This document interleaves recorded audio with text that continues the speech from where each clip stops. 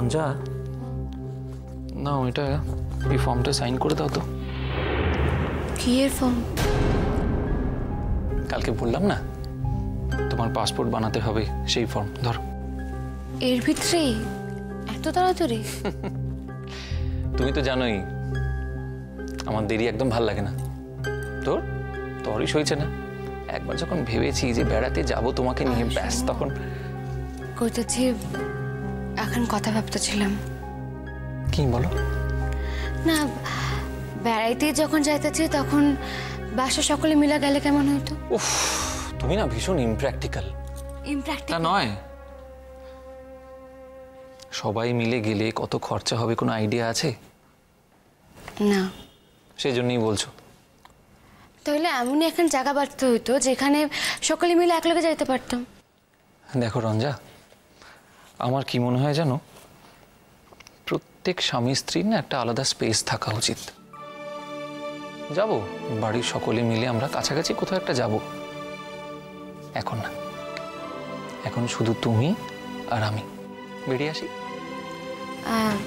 আমরা কয়েকদিন থাকো।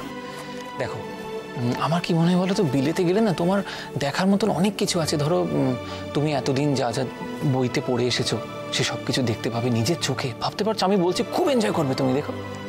কিন্তু তাও সৌম্য, ফেরানোর তো একখান প্ল্যান থাকবো। আমরা তো এই অনন্তকাল থাকতে যাইতেছি না। আমি কি তাই বললাম? ফিরবো তো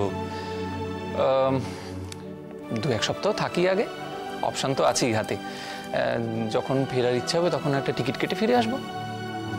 তাহলে আমরা কবে চাইতেছি? ফর্ম জমা পড়বে, তারপর তুমি পাসপোর্ট পাবে, তারপর টিকিট কাটবো, তারপর। না না তুমি চিন্তা করো না, আমি সবকিছু খুব তাড়াতাড়ি অ্যারেঞ্জ করে ফেলবো।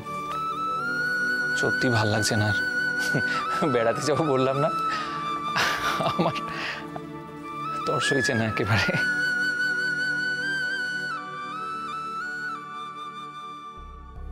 রঞ্জা যখন জানতে পারবে আমরা আপাতত আর ফিরবই না, হয়তো আর কখনো পাকাপাকিভাবে এই দেশে আসা হবে না আমাদের। এই চরম সত্যিটা জানলে রঞ্জা কি খুব আঘাত পাবে? ও কি একা চলে আসার চেষ্টা করবে? এতটা সাহস করবে কি রঞ্জা? না না, কখনো না। বরং একটা নতুন দেশে মানিয়ে নেওয়ার চেষ্টাই করবে। আর আমিও রঞ্জাকে অনেক কাছের করে পাবো। শুধু বাড়ির সকলকে আবার ভালো করে বুঝিয়ে বলতে হবে, যাতে কোনোভাবেই কেউ মুখ ফসকে বেসামাল কোনো কথা বলে না ফেলে। বরং বাড়ির সকলে যাতে রঞ্জার সঙ্গে খুব ভালো ব্যবহার করে সেটা অ্যাসিওর করতে হবে।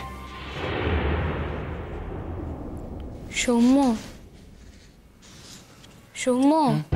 হ্যাঁ কি? না, করতেছিলাম যে যদি পূজার আগে ফিরে আইতাম তাইলে। কি? হ্যাঁ মানে তাহলে একবার রূপচাঁদপুর যাইতাম পূজায়। আসলে আম্মুর লেগা মন খান বড়, কতদিন দেখি নাই আম্মুরে।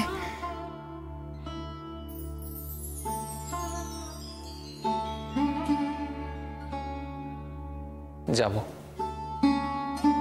নিশ্চয়ই যাব। আমি তোমায় কথা দিচ্ছি যে আমরা পুজোর সময় রূপচাঁদপুরে বেড়াতে যাব। ফিরে আসবো তার আগে। কথা দাও। কথা দিলাম তো। আমারে ছুঁয়ে কথা দাও। এই দেখো, কেন ওর মুখের কথা বিশ্বাস হচ্ছে না? না আসলে তুমি যদি আমারে ছুঁয়ে কথা দাও তাহলে যেমন কোনো প্রকারে হোক না কেন তোমারে ফিরাইতেই হইব। তা না হইলে যারে ছুঁয়ে কথা দেয় সেই মানুষ কেন মরে যায়। সৌম্য, যদি সত্যই আমি মরে যাই, আর না থাকি এই পৃথিবীতে, তোমার কষ্ট হইব না শুভ? তুমি এটুকুও বোঝো না? বুঝি। হয়তো এই পৃথিবীতে শুধাই তোমার একারই কষ্ট হইব, আর কেউ হইব না। আর কারোর মানে? কার কথা বলছো তুমি? না, এমনি কথা কথা কইলাম। তুমি স্বীকার করো বা নাই করো, আমি তো জানি রঞ্জা কার কষ্টের কথা তুমি বলতে চাইছো। তবে বাংলাদেশ গেলে তোমার অনেক কিছু শিখতে হইব, জানো? কিরকম? হ্যাঁ, তুমি নদীতে গামছা ফেলে মাছ ধরতে পারো, কিংবা ছিপ ফেলে মাছ ধরতে পারো? পারো না? আমি জানি তুমি পারো না, তারপর আমি শিখাই দিব।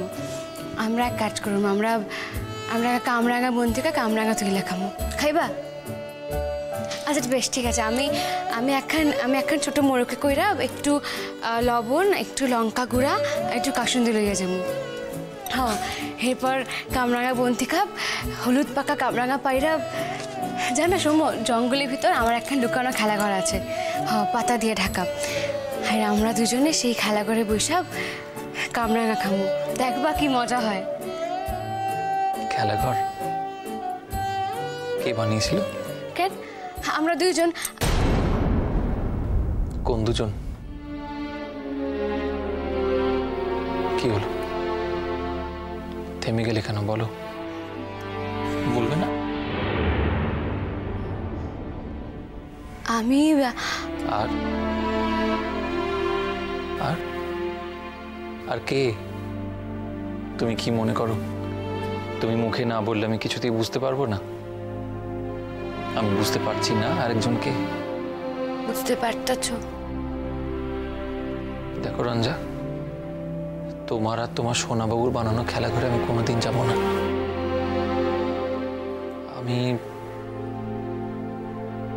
আমি কারোর রিপ্লেসমেন্ট হতে পারবো না রঞ্জা। তার থেকে চলো না, আমরা দুজনে বরং একটা খেলাঘর বানাই।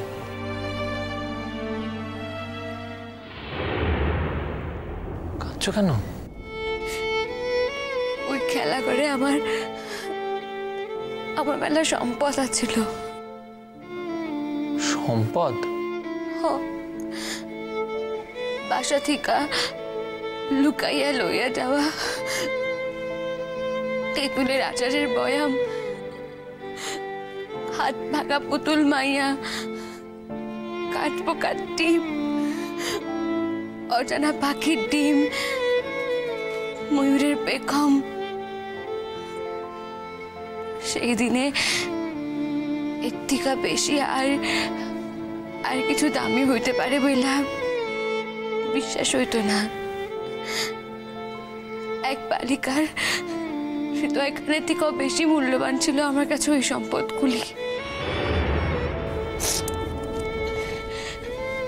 বেশ, আমি না হয় দূর থেকে একবার দেখুম যে আমার ওই লুকানো গোপন খেলা ঘর, আর তার ভিতরে আমার খেলা সামগ্রীগুলি অক্ষত আছে কিনা, নাকি অন্য কেউ আইসা দখল কইরা নিচে আমার পরাণের খেলা ঘর। রঞ্জা,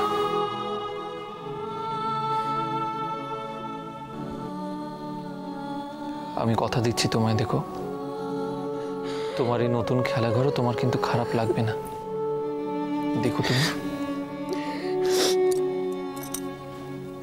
নাও, এবারে সাইনটা করে দাও।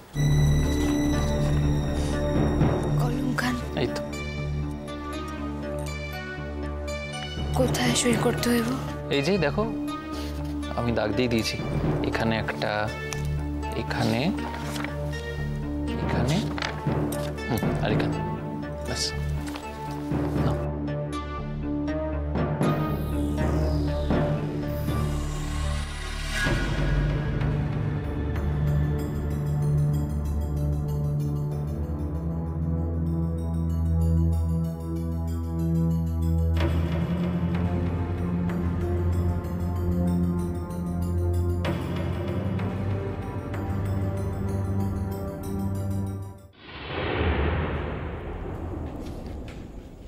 দিদিমণি, কিছু বলবে? কইতেছিলাম অহন কি আইর একবার চা বানামু, তার লিগাই। না না, এক্ষুনি তো ছুটির ঘন্টা পড়ে যাবে, এখন কিছু লাগবে না। আর তাছাড়া তুমি তো আমাদের চা টিফিন সবই বানিয়ে দিয়ে গেছো। তুমি কি আর কিছু বলবে? বলো। না ওই তোমার কি কিছু লাগবে? না মানে হাত খালি? না না দিদিমণি, ট্যাপ আর কথা কই নাই। তাহলে কি হয়েছে বলতে পারো আমাদের? দিদিমণি, কইতেছিলাম মানুষ খান যাবার বেলায় কইয়া গেল দোস্তের বাড়ি যাইতেছে। দোস্তের বাড়ি যাই যাওক, তো রাইতে থাকার কি কাম কন্ত? এত বড় স্কুল বাড়িতে ফাঁকা, আমি একা রাইতের বেলায় থাকি কেমনে কোন? আর তো একটা রাত্রির, চলে আসবে কালই। মন খান মানে না তো, তাই। মনটা শক্ত করো ফিরোজা। মন খান শক্ত করতে কেন কইলেন দিদিমণি? তাইলে কি তাই কোনো বিপদ হইছে? আরে না না, বিপদের কথা কেন ভাবছো বলো তো তুমি? এরকম কান্নাকাটি কেউ করে? কি জ্বালা, বিপদ কেন হবে? না দিদিমণি, নিশ্চয় সেই মানুষের কোনো বিপদ হইছে। সারা জীবন তো সেই মানুষটা কোনো ভালো কাম করে নাই, নির্দোষ তারে কেউ শেষ করে দিছে। তাই দোস্তের বাড়ি যাওয়ার নাম শুই নাই আমার মনে সন্দেহ হয়েছিল, এমন কোন দোস্ত আছে যার বাড়ি গিয়ে থাকতে পারে? দিদিমণি, আপনারা নির্দোষ জানেন, আপনাকে স্কুলে চাকরি করে, নির্দোষ। আপনাকে কাছে কোনো খবর আছে?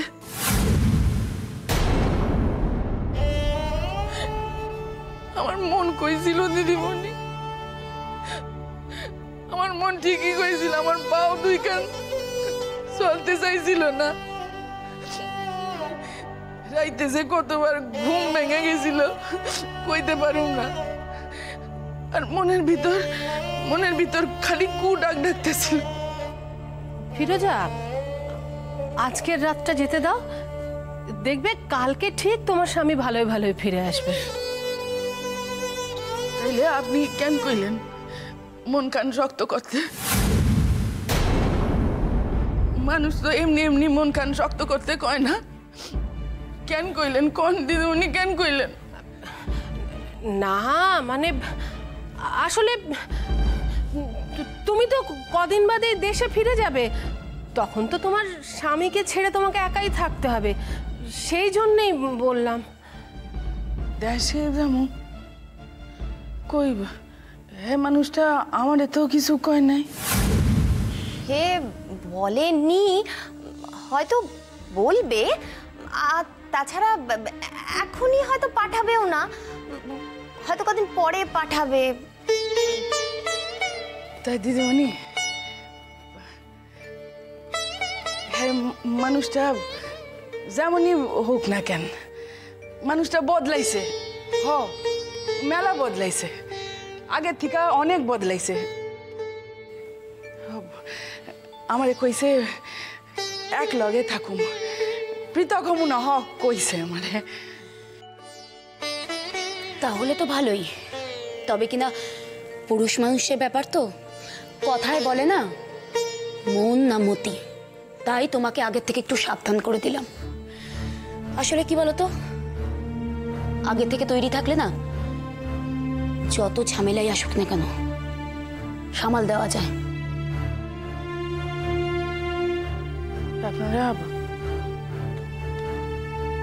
আপনারা কি কইতেছেন দিদিমণি?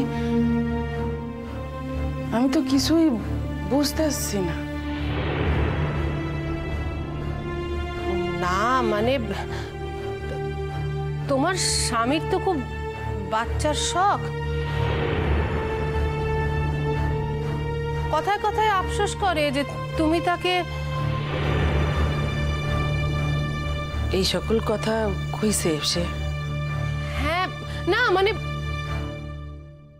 কথায় কথায় বলে ফেলেছে আর কি। তার মাইজা বিবি তো তারে মাইয়া দিছিল, কয়দিন সে মাইয়ার যতন করছিল আর কেউ না জানুক, আমি জানি,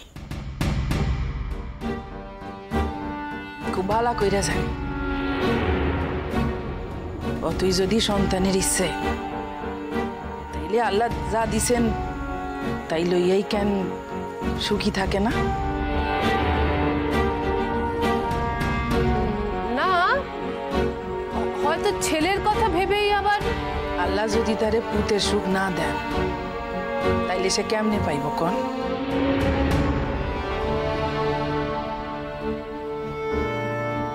আপনারা তো তারে নূতন দেখতেছেন, আর আমি তারে বরাবর দেখতেছি। ও মানুষটা বদলাইছে, তো আগে যা পাষণ্ড ছিল তা কনের কথা নয় দিদিমণি। আচ্ছা, তাহলে এমন হবে না তো যে ছেলের জন্য সে আবার? কি যে কোন দিদিমণি, ওই বুইরারে মাইয়া দিব কেটা, সে লইয়া ভাবি না।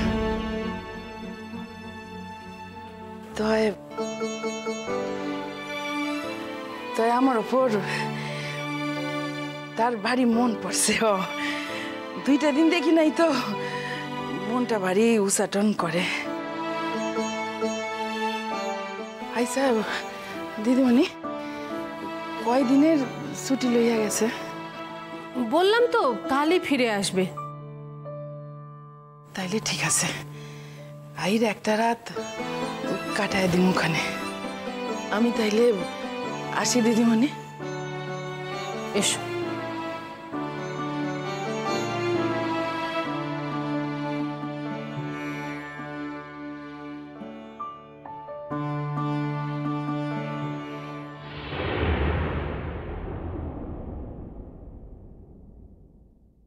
কাল কাবুল বউ নিয়ে বাড়ি ফিরবে। নতুন বউয়ের সাথে ওকে দেখে ফিরোজার যে কি হবে কে জানে।